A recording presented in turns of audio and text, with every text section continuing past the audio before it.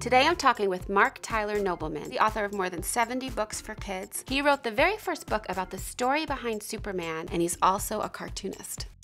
So Marc, what I want to talk to you about is the summer slump.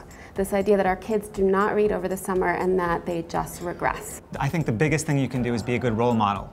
There's so much importance in reading to our kids. We all know to do that from when they're very young, but we also need to show them that we read ourselves. And beach weather, perfect time to do that. You're going to probably read anyway. Your kids will see that and absorb that interest. Because there's so much media that they're interested in, movies, and of course, video games and multimedia, you can use that as a springboard to get them interested in reading. There's lots of movies that are based on books, even something as crazy as Transformers. There'll be a book out there about building whatever those things are. And maybe your kid will be interested in that. Tell me about what inspired you to write The Boys of Steel. Boys of Steel is a picture book about the two young guys who created Superman. It's actually the first book in any format on that story, which is hard to believe because Superman is so iconic. Yeah. He's been around almost 75 years, and he's one of the most recognizable fictional characters in the world.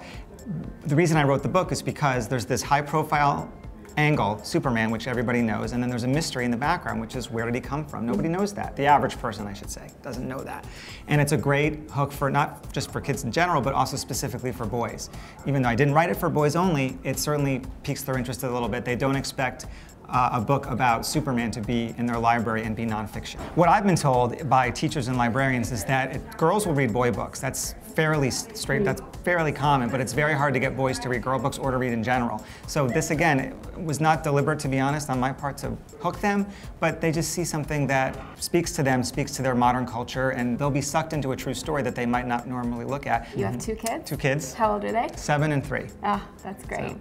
And you had said something about a project that you were doing together that was also like a literacy project. One of the schools that I was invited to wanted to create a handbook by students, for students, specifically new students, about the school. So every student, this was the entire 4th grade, it was about 80 students, had to come up with questions that a new student might have when they come to a new school, and then each student was assigned one question to answer and illustrate. So this book is completely kid-driven. And when you go to schools and talk to kids about it, what kind of questions do they ask? When I was talking about Superman in the way that I just did, how he was iconic and instantly a phenomenon and just the water cooler topic of his day, one little boy raised his hand and said, so he was like the Justin Bieber of 1938, which I thought was perfect.